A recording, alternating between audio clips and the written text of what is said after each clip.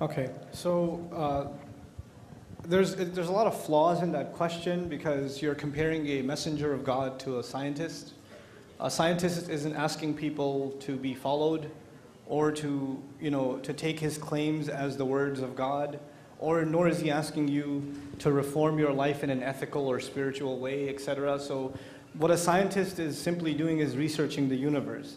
And the assumption that following the Prophet somehow contradicts following modern scientific research is absurd. I mean, they're not mutually exclusive. I think this problem occurs in many other faith traditions where science was seen as a threat. And the assumption is made that all religions must be this way, all religions must discourage scientific inquiry.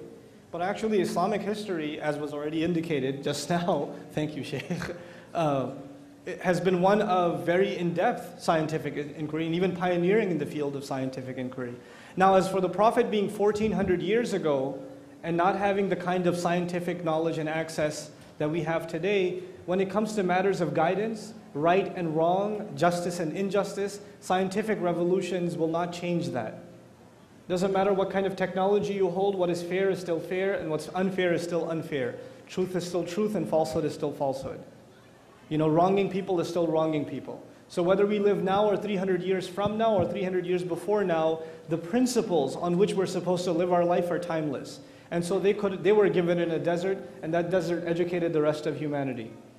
And it gave life to the rest of humanity. And that's what we hold dear. We hold that revelation and that message dear, and that legacy.